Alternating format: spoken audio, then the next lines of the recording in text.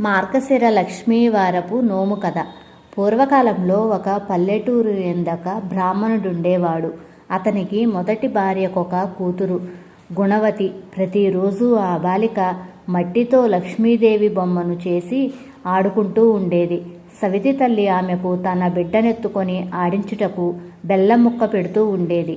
ఆ బెల్లం ముక్కను తన లక్ష్మీదేవికి అంటే మట్టితో తయారు చేసిన బొమ్మకు నైవేద్యంగా పెట్టి పూజ ఆటను ఆడుకుంటూ ఉండేది. కొంతకాలానికి ఆ బాలికకు యుక్త వయస్సు వచ్చింది. తల్లిదండ్రులు ఆమెకు వివాహం చేశారు. ఆమె అత్తవారింటికి వెళుతూ తనతో తన బొమ్మను అంటే లక్ష్మీదేవిని కూడా తీసుకువెళ్ళింది. ఆ ఇంటి సిరి లక్ష్మీదేవి కూడా ఆమె వెంటే తరలిపోయింది.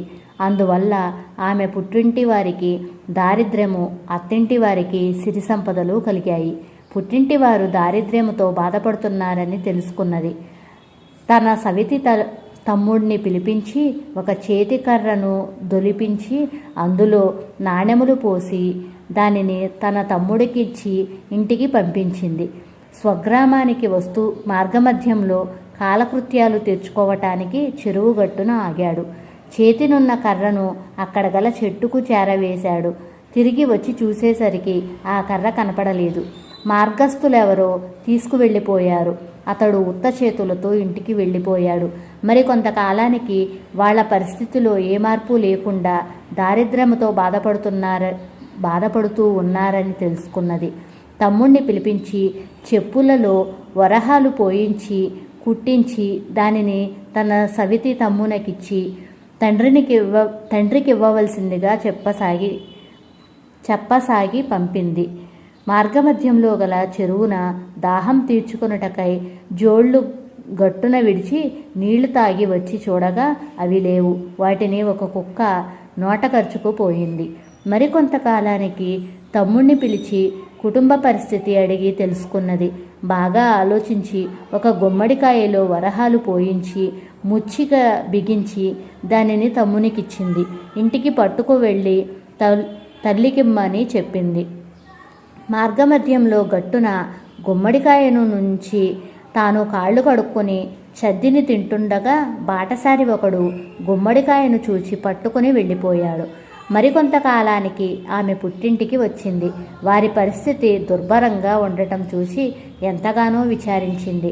వారికి సహాయపడవలెనని ఎంత ప్రయత్నించినా ప్రయోజనం లేకపోవటం వల్ల ఏం చెయ్యాలా అని తీవ్రంగా ఆలోచించింది. లక్ష్మీదేవి నోము నోయిస్తే వీళ్ల దారిద్ర్యం తీరవచ్చునని నిర్ణయించుకున్నది. లక్ష్మీవారపు నోము నోయించగలందులకు తల్లిదండ్రులను తన ఇంటికి తీసుకువెళ్ళింది. మార్గశిర లక్ష్మీవారము వచ్చింది. అమ్మా, లక్ష్మీదేవి నోము నోచుకుందాము, నువ్వు ఎంగిలి పడవద్దని తల్లికి చెప్పింది. ఆమె పిల్లలకు చద్ది పెడుతూ అలవాటు ప్రకారం తన నోట ఒక ముద్ద వేసుకున్నది. రెండవ లక్ష్మీవారం వచ్చింది. తల్లిని నిష్టగా నోట ఏమీ వేసుకోవలదని హెచ్చరించింది. ఆమె పిల్లలకు తలస్నానం చేయిస్తూ గిన్నెలో మిగిలిన నూనె తన తలకు రాసుకున్నది. రెండవ లక్ష్మీవారం కూడా ఆమె వృధా చేసినందుకు విచారించింది. మూడవ లక్ష్మీవారం వచ్చింది. ఇప్పుడైనా జాగ్రత్తగా నిష్టగా ఉండమన్నది తల్లిని. ఆమె పిల్లలకు తలదువ్వుతూ తాను తలదువ్వుకున్నది. మూడవ లక్ష్మీవారం కూడా నోము నోచుకోవటం జరగలేదు. నాలుగవ లక్ష్మీవారం రాగా తల్లిని నియమనిష్టలతో ఉంచి నోము నోయించాలని నిర్ణయించుకున్నది. అందుకుగాను ఆమెను ఒక గోతిలో కూర్చుండబెట్టి పైన తలుపు మూత పెట్టింది.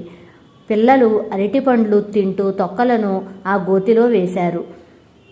తల్లి వాటిలో ఒక తొక్కను తిన్నది. అందుకు ఆ కుమార్తె ఎంతగానో విచారించింది. ఐదవ లక్ష్మీవారం వచ్చింది.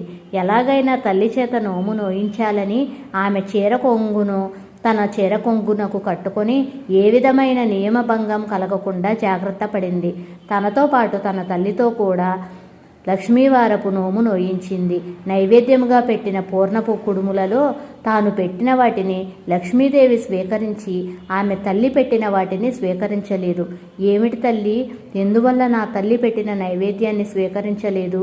కారణమేమిటని ప్రశ్నించింది. అందుకు ఆ లక్ష్మీదేవి, బిడ్డ, నీవు పసితనమందు నన్ను పూజిస్తున్న కాలములో ఒకనాడు నీ సవతి తల్లి చీపురుతో నిన్ను కొట్టింది. ఆ దోషం కారణంగా నైవేద్యాన్ని నేను పుచ్చుకోవడం లేదని చెప్పింది. అమ్మా, నా తల్లి చేసిన తప్పును క్షమించి ఆమె పెట్టిన నైవేద్యాన్ని స్వీకరించి ఆమెను అనుగ్రహించు అని వేడుకున్నది. లక్ష్మీదేవి ప్రసన్నురాలై ఆమె కోరికను మన్నించింది. తదుపరి సంవత్సరం తనతో పాటు తన సవతి తల్లి చేత నోమును 4 వారాలు సక్రమంగా భక్తితో శ్రద్ధగా చేయించింది. పులగం పరమాన్నాన్ని, కుడుములను నైవేద్యంగా పెడుతూ ఆఖరి వారమైన పుష్యమాసం మొదటి లక్ష్మీవారం పూర్ణ కుడుములు నైవేద్యం పెట్టి పూజలందించారు. అందువల్ల అమ్మవారి కరుణను ఆర్జించుకోగలిగారు. దారిద్ర్యము తొలగిపోయింది. ఉద్యాపన. మార్గశిర మాసము నుండి పుష్యమాసం వరకు 5 లక్ష్మీవారాలు ఈ నోమును నోచుకోవలెను. కుడుములు శ్రీ మహాలక్ష్మికి నైవేద్యం పెట్టాలి. వ్రతం అనంతరం కథను చెప్పుకోవాలి. 5 వారాల అనంతరం సవగాయ పిండి వంటలతో ముత్తైదువులకు భోజనం పెట్టాలి. కనీసం వారిలో 5గురికైనా దక్షిణ తాంబూలాలు, రవికెల గుడ్డలిచ్చి వారికి దండ ప్రణామములు చేసి వారి ఆశీర్వాదాలు పొందాలి.